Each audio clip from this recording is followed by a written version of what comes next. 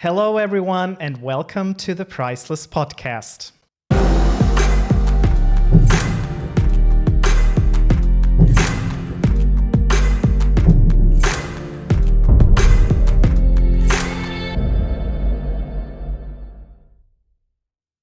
So, today we're doing something totally different, but it's still a little surprise.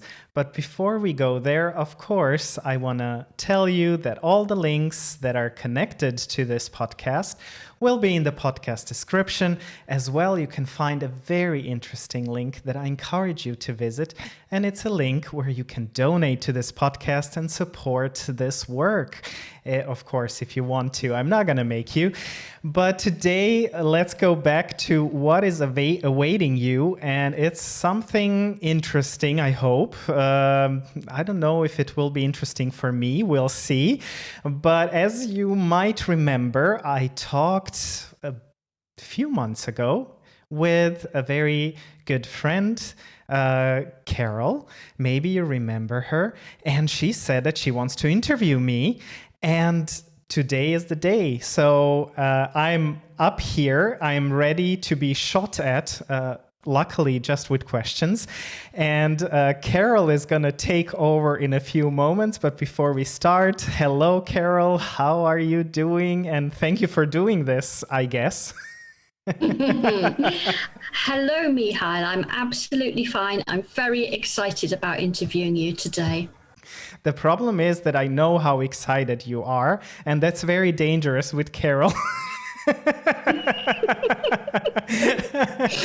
Well, one thing I expect is that we'll have a great laugh too at some points. So thank you, Carol, for doing this. And I'm actually also excited. I'm a little bit scared, but I'm also excited. So, Carol, the floor is yours. So take over. I love that sound, that phrase. Carol, the floor is yours. It's one of my very favorite phrases. Okay, so Mihael, I'd like to begin by you explaining to us where you live, what your job is, how you identify, and your pronouns, please. Oh my, I hope I'm going to remember all these questions. So I live in a harbor city on the north of the Croatian coast. So it's not really touristy. You might have heard about Croatia. Oh, I forgot to say that it is in Croatia. So it is a beautiful city because it's a harbor city. It's very open. It's more, let's say, intercultural than all multicultural than some other towns in Croatia. So I'm actually lucky that I was brought up here because this is one of the rare cities in Croatia that is more open towards LGBT. Although the last few months, I would say that we have some backlashes, and I don't know if it's connected with all the things that are happening around, especially Eastern Europe. So I'm working for this organization, Intero Center, and actually this podcast is part of my work, what I'm doing. I am trained as a religious teacher, but then I took a lot of trainings in becoming a trainer of nonviolent communication by Marshall Rosenberg and a mediator. So I worked for many years as a trainer for nonviolent communication, but also nonviolent action. And as I came out several years ago, it became more obvious that I also want to do something that is connected to the whole topic of LGBT. And so it came to this that I actually took over a big part within the organization to do work with LGBT people who are connected to faith, or as we say, who value spirituality, because here in Croatia, many people who left the church because they're LGBT wouldn't call themselves people of faith or Christian because it's mostly a Catholic country, and going to church and being regular at church is a very important part of being a person of faith for them. So, yeah, and I'm gay and identify as male, he, him. Okay, so cisgendered. Yes, Oh, cisgendered gay man. okay. Thank you. So I'm going to come back to your, as it were, coming out story and your kind of sexuality biography. I thought so. Yeah, we'll kind of come back to that. I want to start with looking at the podcasting experience. So this is the Priceless podcast. Has a unpronounceable name in Croatian, I think. How would you explain what the Priceless podcast is, and how did you come up with the name and the idea? You've touched a little on the background in terms of your place of employment, but if you could go into some of that, that would be great. Yeah. Well, when we started to work with LGBT people of faith, one thing that came up is we wanted to find a name for this part of our work.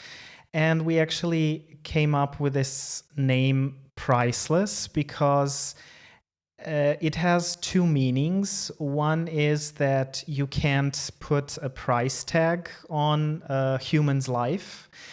And this was very important. But in Croatian, priceless also means you can't judge. You can't,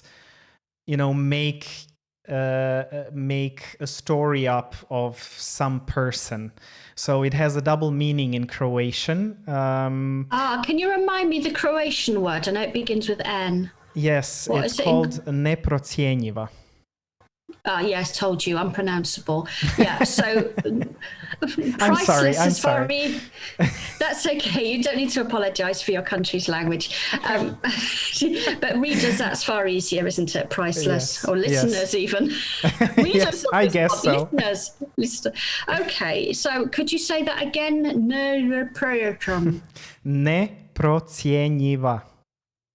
Neprocjenjiva. Almost, but very good. Okay, thank you. It's my next language on Duolingo. So motivation for doing it from a personal perspective, you've kind of told us how it fits in your work context, but from a very personal motivational point, what does Priceless mean to you? What was your motivation for doing it? Well, I grew up in a church as a gay man and had a pretty troubled or hard time growing up and also kind of accepting myself. And when I came to this point where I accepted myself and came out as gay, one thing that I realized is how much I wish that there was someone or an organization or something that I could turn to. I grew up before the internet times, the online times. I was a teenager then, and it was very hard. It's not something that you could have looked up. And I thought for most of the time, it's just me. I'm the only one. I'm the weird guy. So I really kind of, and also as someone who got married to a woman, because of all that, it was very important for me that, and for my colleague and friend, to offer something to LGBT people of faith so they can turn to someone and maybe also hear a different message about that it's possible being LGBT and an LGBT person of faith, that you can reconcile those two things if you want to, but also have someone to talk to if you're struggling. There are people who are not that close to faith, but are still struggling from all the religious trauma they went through. And, we wanted to have a place where people can be understood and know where they're coming from and that they can turn to. I get your personal motivation. I understand where it fits in at work. What is it particularly about podcasting? Why podcasting? Why not write a book? Why not record a TikTok video? Why podcasting? Well, actually, I was thinking about writing a book, and I don't say that it's not there. The idea is still there. I think I don't have that much experience with writing, and it still didn't click completely. But it is also an idea that is still lingering somewhere. And podcasting, I was actually going through a pretty when I came out, and even before I came out, for many years I was going through a phase of kind of questioning my faith and um, what do I believe, what I don't believe. And during that time, I came across a podcast that actually helped me so much. And I really fell in love with podcasts. And it was something while I was listening, I was always saying, oh, I wish I could do some podcasting in Croatia. To do, about anything. Back then, I was thinking maybe also about something that has to do with questioning the faith and the whole journey of, I don't know, there is a name, but I can't remember now what they call like people who are starting to question faith. I always wanted to do a podcast, and actually, a few years back, I got really after the whole thing, several years passed since my divorce, and I came out, and I was so much invested in understanding other people and helping them with their journey of understanding me and my journey, that it came payback time, and I was just I came to a place where I was really struggling with depression and anxiety. I had what my psychiatrist called an anxious, I don't know what it's called in English, like a combination of depression and anxiety. And I couldn't do anything. Like, I couldn't imagine working with people, doing groups. I stopped doing nonviolent communication trainings. And I even took a few months off because I wasn't able to work. And after this time, it really helped me when I took this kind of like sabbatical or something, where this longing came up. Okay, I really want to do a podcast. I think this would be a great time. And I kind of worked on all this idea, and I actually started fundraising. I had a very good friend of mine from the Netherlands who kind of helped me think about it and also write the proposal for the people to make some donations. And it started happening. And first, I wanted to do it in Croatian, and I started to do it in Croatian. So I did about 8 episodes in Croatian. And I got all this feedback from some of the people who donated and said, oh, I wish this was in English. I would love to understand it. I would like to listen to it. And since it became harder and harder to find people in this region, in Croatia or even Serbia and Bosnia, where we understand each other, so I could have guests from there, but it's still such a sensitive topic that people are not really willing to do an interview. Yeah. I already had to. It wasn't recorded on video. It was just audio, and I already had to change the voices of some people who I interviewed. Yeah. Especially people who are connected to church or some religious community. It was hard to find. So I actually thought, well, why not do an European podcast? I mean, if people say, I wish it was in English, and then I would have a possibility for more people, more guests, maybe even more diverse people. And we are the European Union, so that kind of would be fun. And this is how the Priceless podcast started in English. Okay, well, I shouldn't really be interviewing you since I'm not in the European Union. Well, You're making a we can little make an allowance. exception. We can make an Oh, thank exception you. for you, just for You're so you. sweet. You're so sweet. We love you. We Um, love you. oh, thank you. I love you too. Yeah, I'm guessing. I mean, that really totally makes sense that you've got all these restrictive factors. So you're in a country where it's not always safe to be openly LGBT. So that combined with the language issue for people that don't speak Serbo-Croat, I can see that it would be incredibly difficult to get a constant stream of guests. Yeah, I So guess so. yeah, it totally makes sense. So European Forum, I know, has been a part sponsor of Priceless. What is the role that the European Forum has played other than providing you with lots of guests? Yeah, it's it is the contact, and of course, the European Forum was the first European contact that played a role, or that has the topic and works on the topic of LGBT and faith. Because before that, we were only connected to the States and to, back then, they were called the Gay Christian Network. Now they're called the Queer. What's their new name? Do you know? I don't know. I only knew them as GCN. Yeah, they have something with queer now. Okay.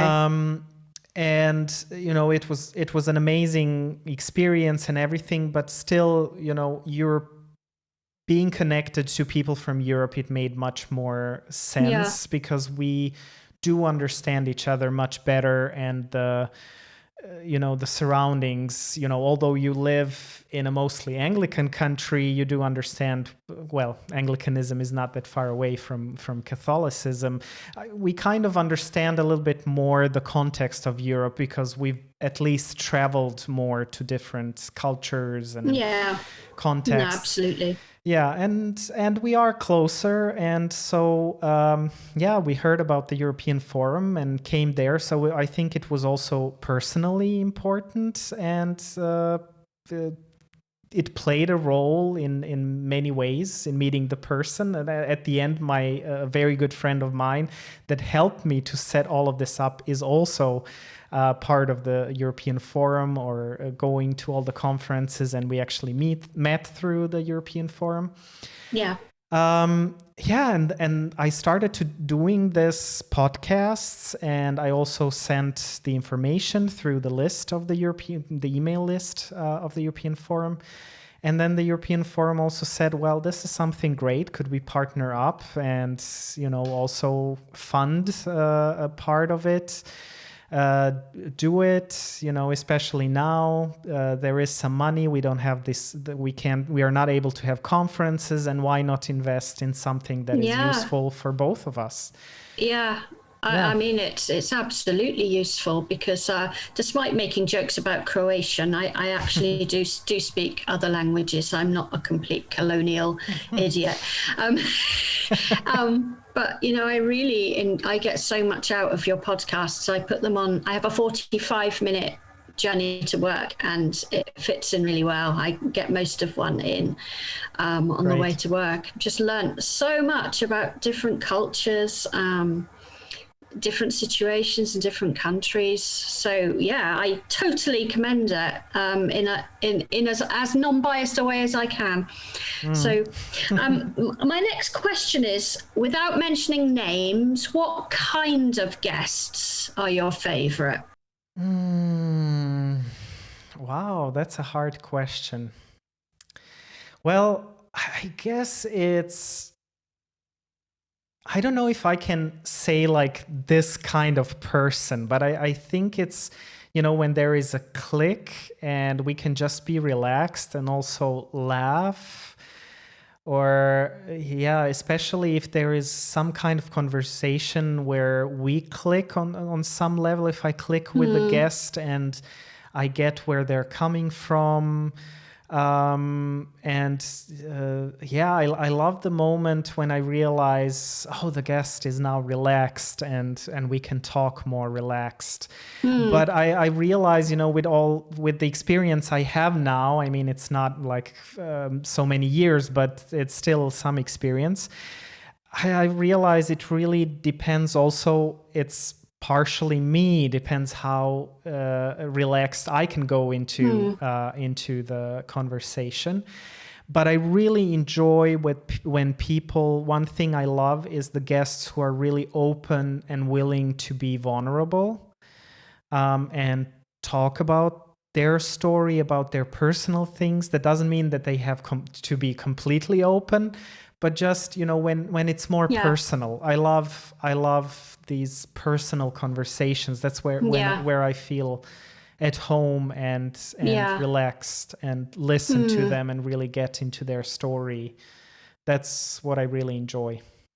Okay, yeah, that kind of makes sense, because I was listening to your interview, the longer interview you did with Arno recently, and you thanked him for making himself vulnerable. Yeah. And that was particularly for me an interview that really resonated, because I think the thing that you and me and Arno have in common is that we were all for a long time married to a woman and have children.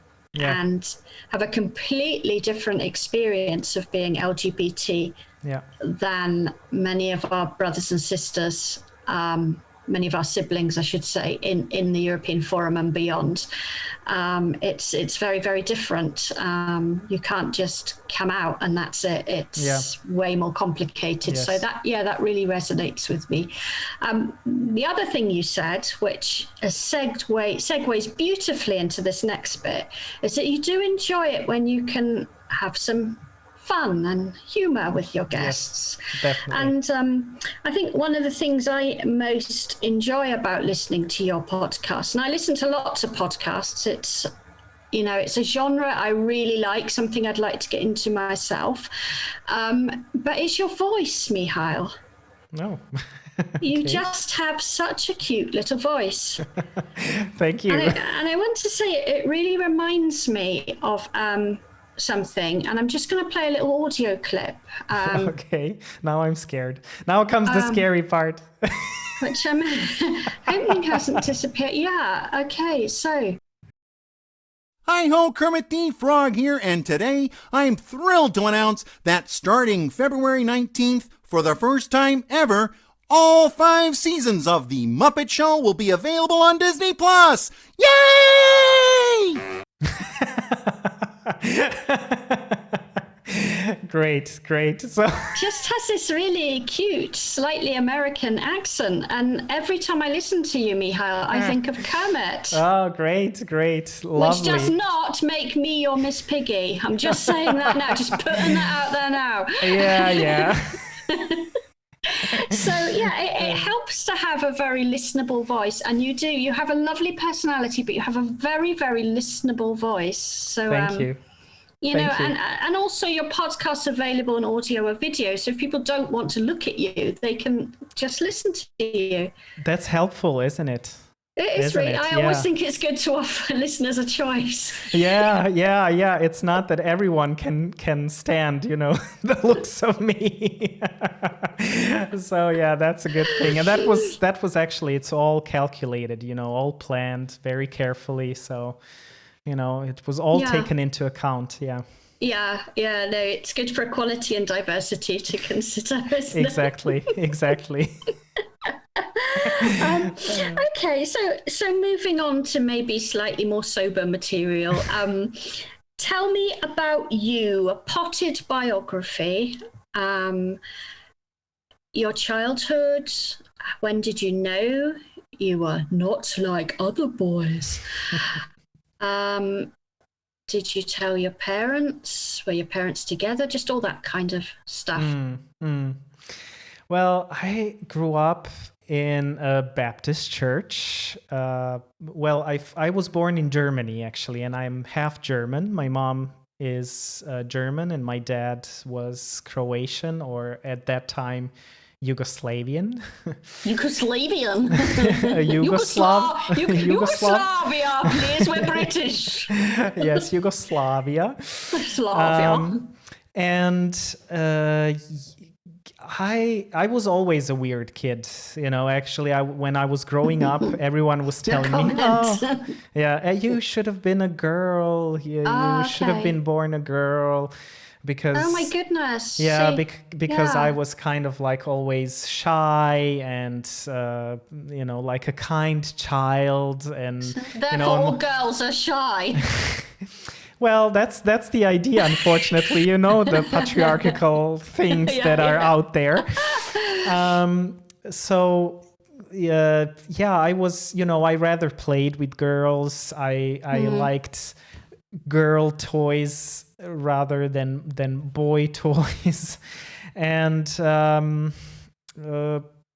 I actually realized later that I had my first crush, but it was kind of like a child's crush. When I was about 5, I had this best friend that I really liked. But I realized that I really like boys around 11, 12, when the realization kind of came to me. Okay, like I'm attracted to boys, but back then, I was still kind of hoping throughout my teenager years that I was bisexual, and that I will be able to marry a woman, and that I may be just fantasizing about boys in those moments when, because I'm respecting women too much. Oh, that's good logic. I respect you too much to have sexual fantasies about you. Yeah, I mean, I was growing up a teenager, and I was like a really fired feminist, like I really hated that women are so mistreated, and I was rooting for women, and I was really kind of standing up for women, and I was getting angry when I saw how unfairly the women were treated. And I kind of, this kind of came in, okay, I hate that women are so objectified, so I'm not going to objectify them. So maybe this is the reason that I, can't fantasize about women sexually, because, I just don't want to objectify them. So I'll objectify men in my fantasies instead. That's fine. There is some payback time. Hey, that was okay. This is a very kind of culturally advanced internalized homophobia you've got going on here. Extremely. Yes. So, it's like the message I heard is, and that I believed at the time, men are pigs. So it's fine to objectify men, so, it's, I mean, I'm a little bit joking, but it was also true. Yeah. So, I actually didn't come out till I was 21 to anyone. How old are you now? I am 43. I actually have to think about it. 43. Yeah. And a few years older than me then. Yeah. Imagine that.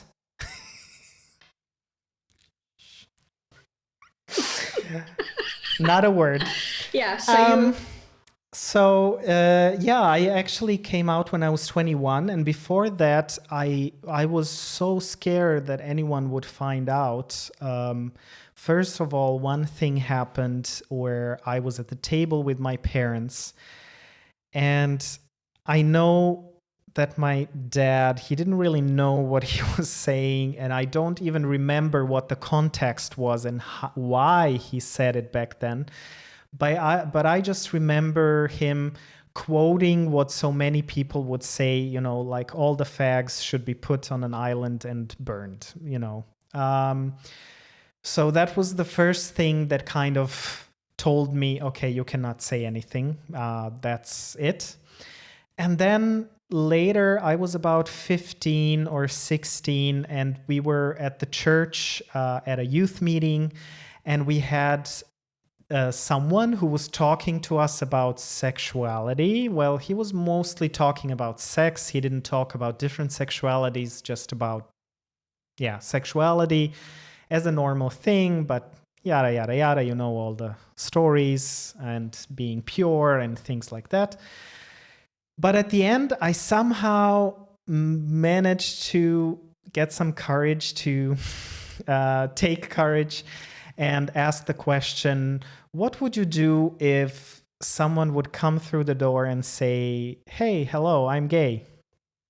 I still don't know how this guy didn't realize that I was the one, that I'm the one who's talking. But, people don't see what they don't want to see. So, well, yeah, sure.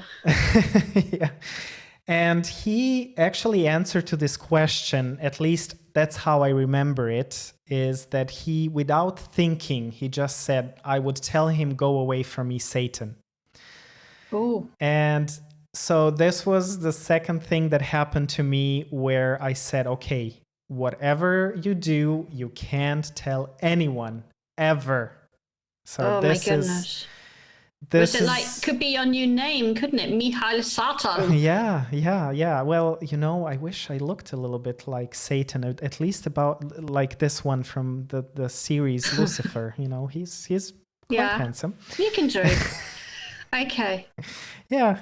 Well, Satan was the angel of light, so, Yeah. It's not all bad, is it? It's not all bad. What thing to say to someone, though? What thing to say? That is appalling. It was horrible. It was I've horrible. never had anything horrible like that. Yeah. So, from then on, it was hush hush. And actually, I was very, very much controlling every gesture, not to be too, too... Camp, yeah.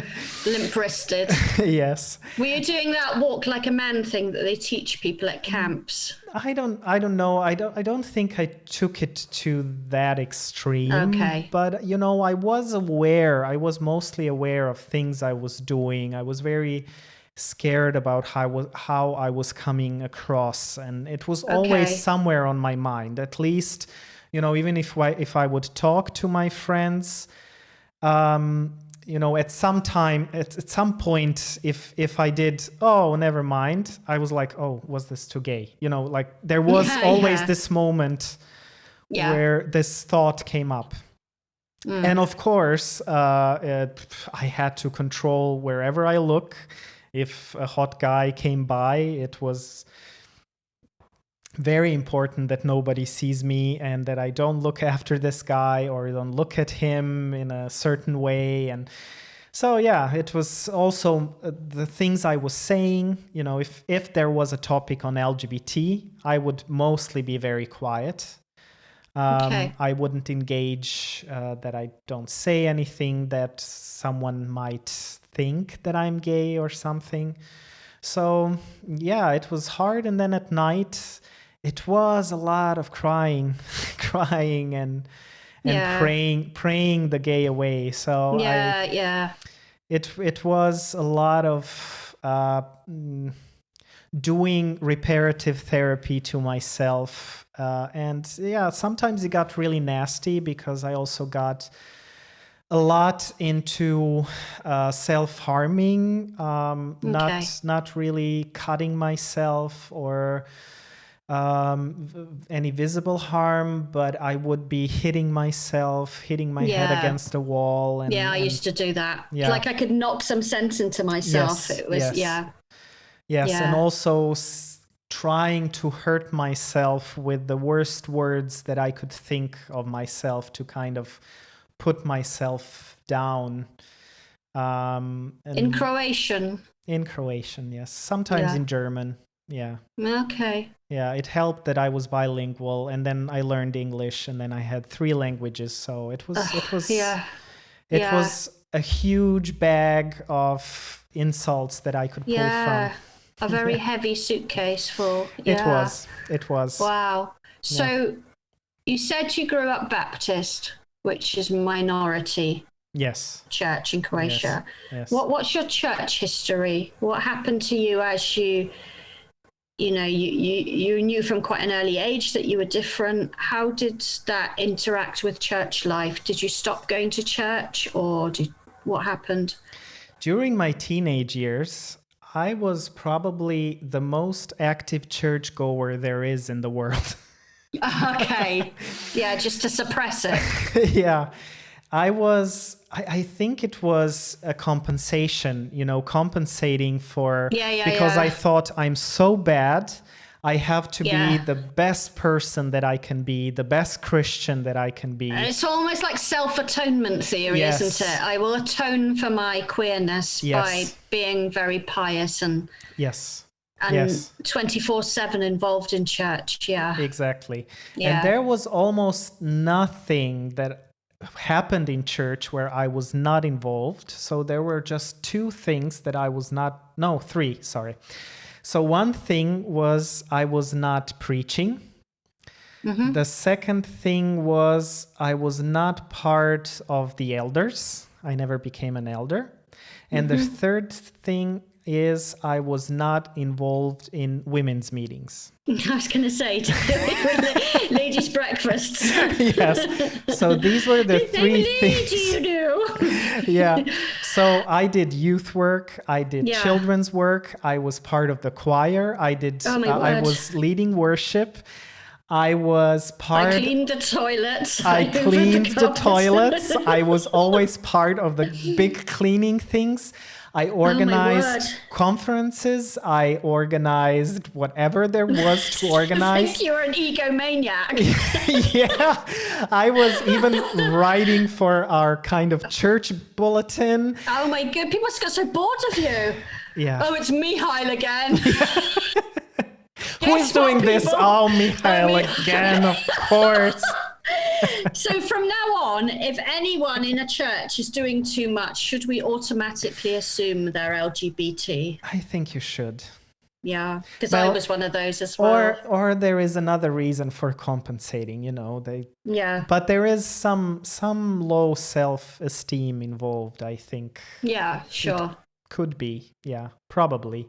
I don't really like to judge people like this, but it's like what we say. It's probably very reasonable to think if some person is really fired up against LGBT people, or gay people. It's probably either it's someone who got really hurt by, I don't know, maybe getting molested as a young person, or he's gay himself, or she.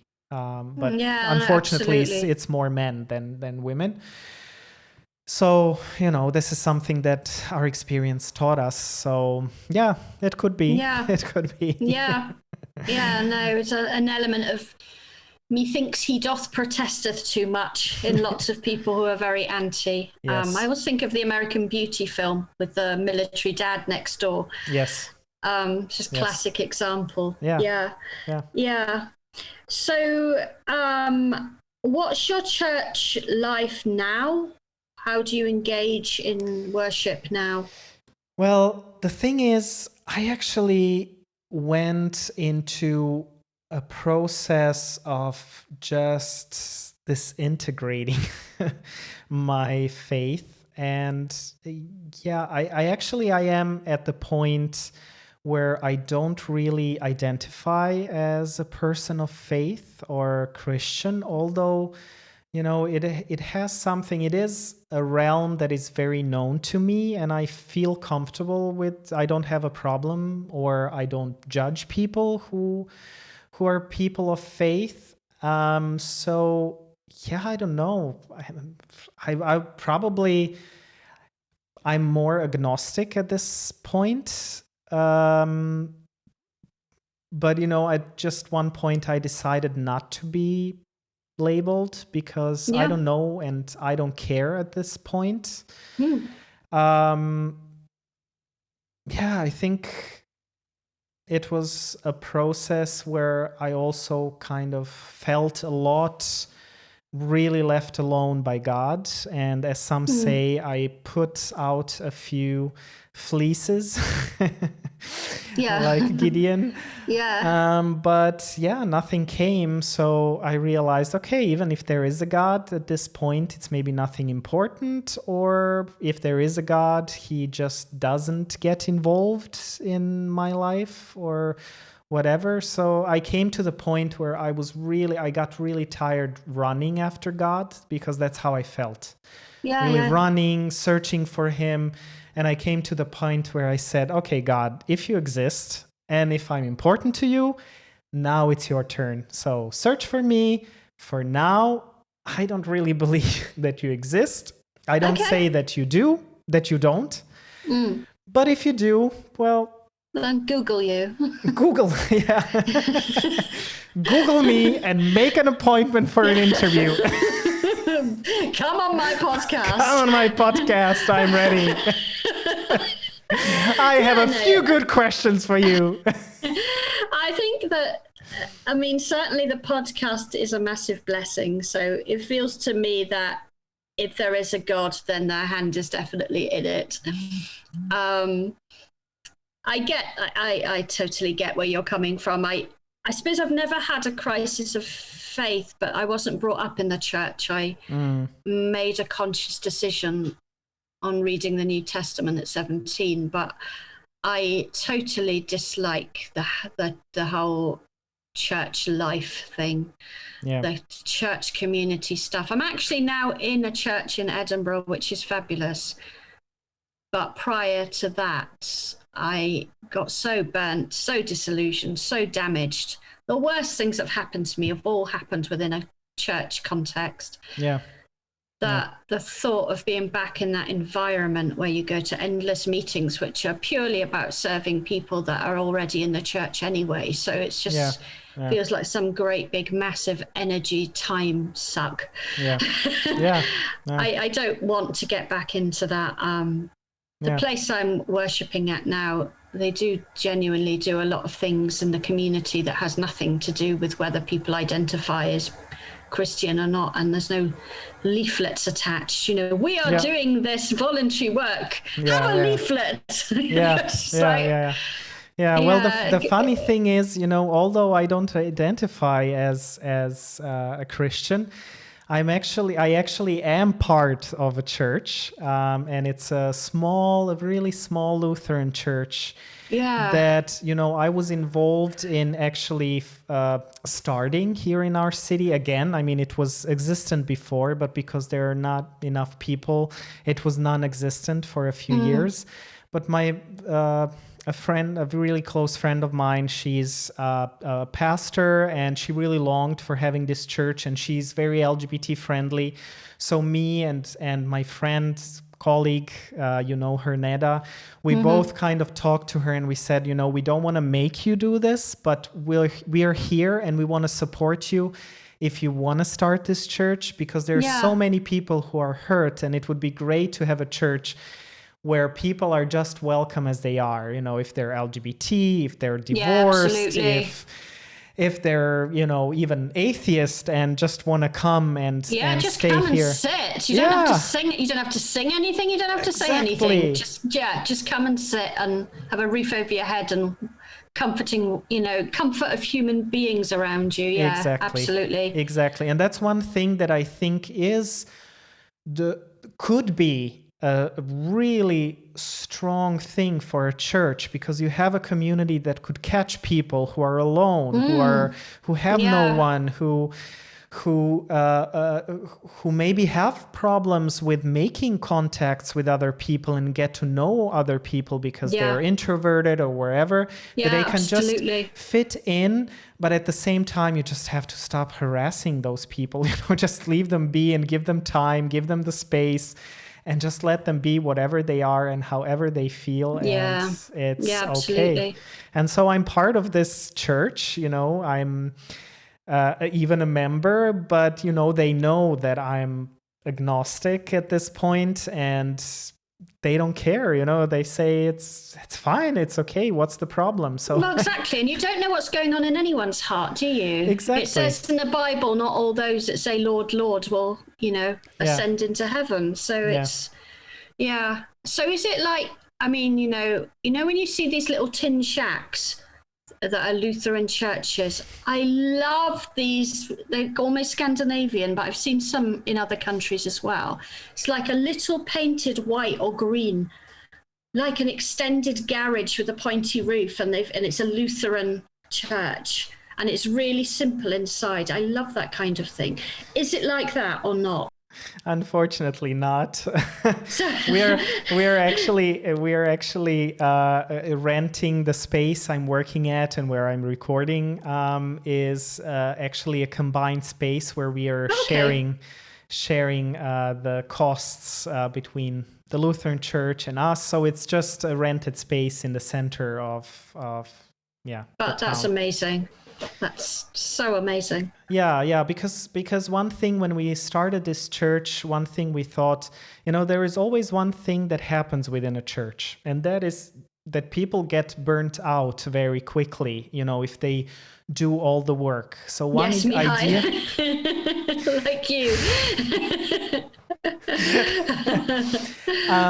So one thing is, that we wanted is the church should be connected to other NGOs from the people that are already within the church, because that's church work. I mean, it's all connected. We don't need to have, if Intero Center is doing groups with LGBT people, so why should the church have an extra group, for this, or so we can combine things, and it's all somehow interconnected and takes off this burden of, the church needs to do this, the church needs to do this. Absolutely. And a lot of the time it's about pacifying people's egos. Yes. I'm heading up this. I've brought in X number of new people. It's just it's ego, isn't it? Yes. Yeah. And then you have a lot of people who are just burnt out, and it doesn't work, or we get frustrated, and so I think the idea is just to kind of have something more natural and relaxed, and imagine that where people can be whoever they are. Oh, it's What a lovely. thought. What a thought. Honestly, it's so simple. Just use the space you're working in. Don't impose things on people. Honestly, it sounds wonderful, Mihael. Yeah. And it has been great. I mean, me personally, I go through the Sunday worship. I help sometimes with some things.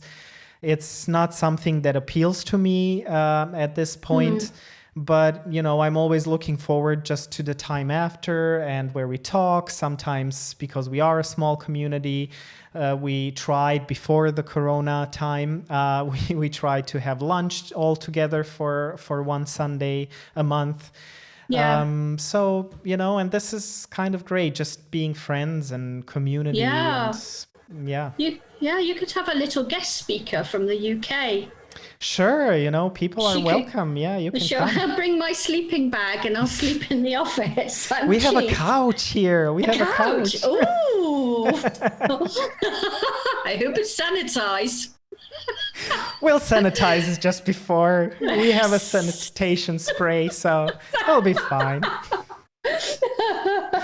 We'll come, all covered like in those.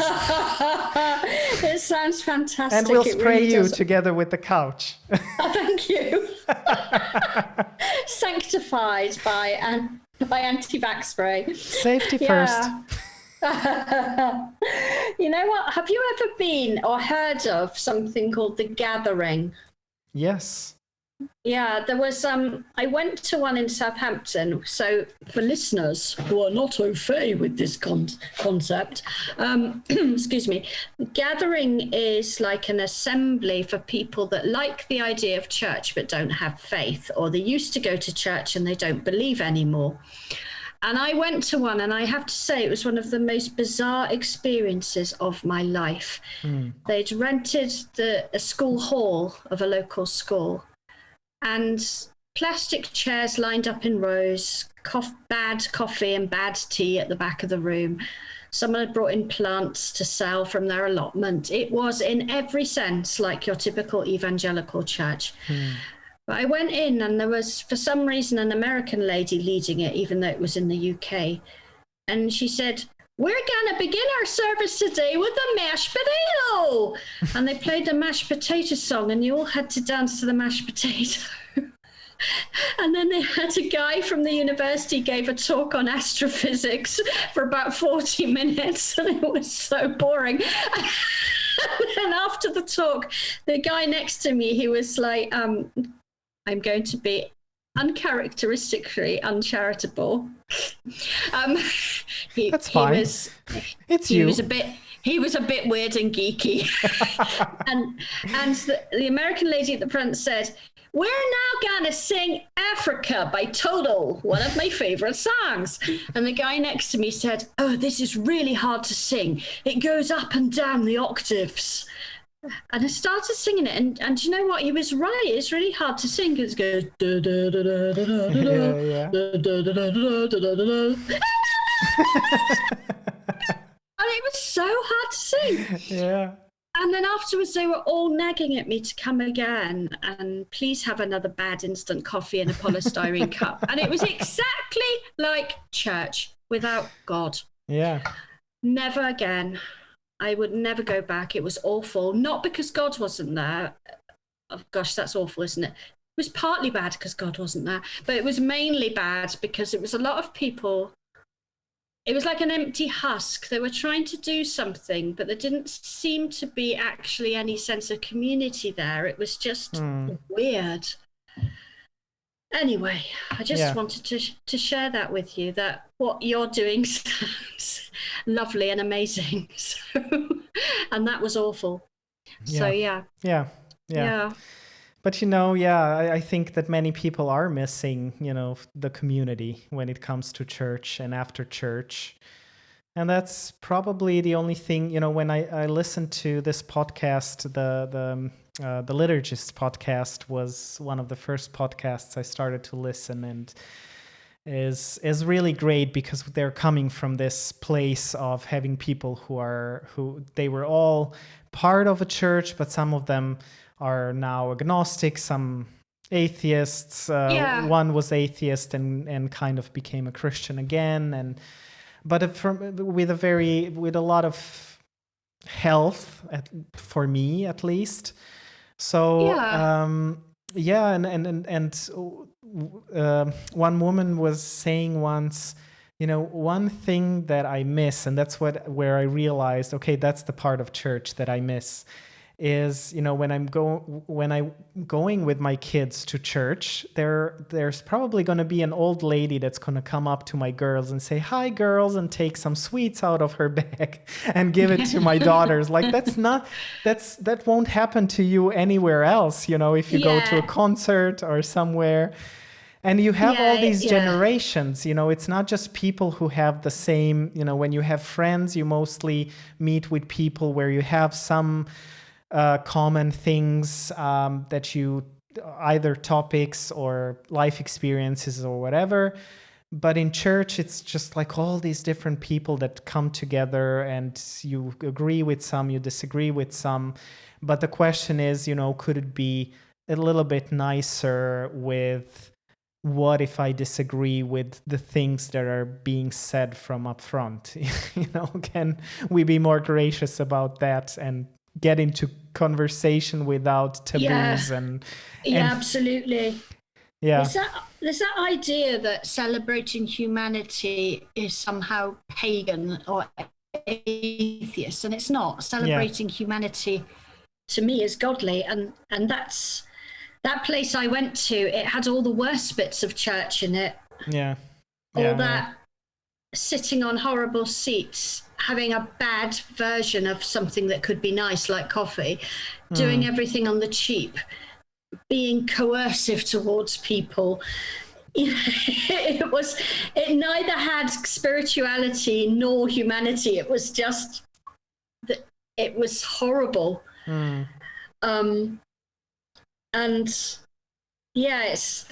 It's that leave your ego at the door, which sounds like your place has got. And if I'm honest, the worship community I'm in now feels like that as well. There's just no place for it. So Yeah, great. Okay, we're coming up to the hour. So, is there anything that you didn't talk about today that maybe you thought you were going to or you'd like to say? Yeah, maybe just because I shortly mentioned that I was married, maybe that people know. It was a hard process for me, the whole divorce. I thought, because I always thought, marriage is for life. I'll get Yeah. married and that's it. I didn't want to get divorced, but coming to this point where it was really a life and death question of life and death, where I really started to contemplate about taking my life, and luckily meeting some people who were people of faith and gay. I'm talking about two different gay men. And that was really helpful to really get to a point where I realized, okay, these gay men they're out, they're still doing great work. So I want to have that. I actually want to live. I just want to do something where I can be open about who I am, and I don't want to hide anymore. I can't do this anymore. And so I decided to get divorced, and I'm really thankful that I had all the tools that I have from the nonviolent communication and mediation tools, and that I could be strong, were strong at that time. Yeah. And use these tools, and really also heard the pain of my ex-wife, and and luckily, she was also a person that wanted to work this out and to keep the relationship as good as possible. And I'm really proud of myself, but also of her, how we handled things, and that we have a good relationship. Of course, we are not as close as we were before. But, we are also getting a little bit closer, and it's easier. We were never hateful towards each other. Okay. And that's an important thing. We can spend time together. We do, sometimes like a day with the kids, or last summer we even kind of did a vacation together with the kids to spend time together with them. So, yeah, it's been good, and I'm really glad about this decision, and it was so healthy for me. Yeah. So. Okay. I wasn't sure how comfortable you felt about speaking about it, but I'm kind of envious, because I don't, having been in a long marriage of over 20 years where we did, talk through everything at length.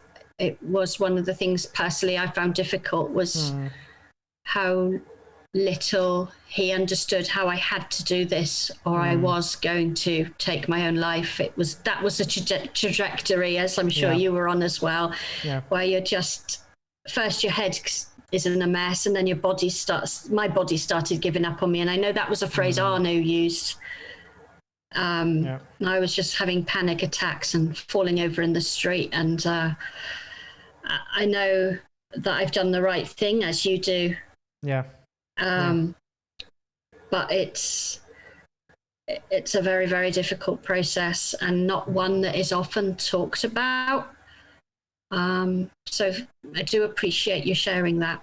Yeah. Feels like another conversation for another day with a few of us, actually. Yeah, that would be interesting. That's actually a great idea, to exchange these experiences. I think there's certainly room within LGBT Christian circles for talking a bit more about parents and those with children and those who have been in mixed orientation marriages. Because that's one of the things that I personally can find quite alienating in LGBT Christian circles in general, as it is dominated by childless couples who maybe don't have the same caring responsibilities or emotional complexities that we face. Yeah. So yeah, that would be good to explore. Yeah. Great idea. So Yeah. we'll talk again. We will. Well, it's been an absolute pleasure finding out more about you, Mihael. And I mean that seriously. It's been Thank you. fabulous. I'm sure the listeners will be very glad as well, because you just, as I said, you have this lovely cute little voice and you interview all these really interesting people, but a lot of us want to know more about you, so now we do. Yes, you do, and I actually am really open about my story, and I'm glad that I can be. I mean, that's part of my work, sharing my story, because it helps others. So thank you for offering this interview and doing this interview with me. Yeah. And I hope the viewers and listeners will be as thankful as we are. I'm sure they will be. So just want to close now. All the links to the European Forum will be underneath the video, won't they? Yes. And the Priceless podcast. Yeah. Yeah, and also, I mean, I can put up the link to the organizational, the website, the organization I work for. I think it's partially in English too. So yeah, if you want to read a little bit more about it, visit the webpage. Okay, well, it's a wrap, baby. It's a wrap. I did it. I survived. Okay, thank you so much. And see you everyone sometime for the next podcast. Till then, bye everyone, and bye Carol. Goodbye.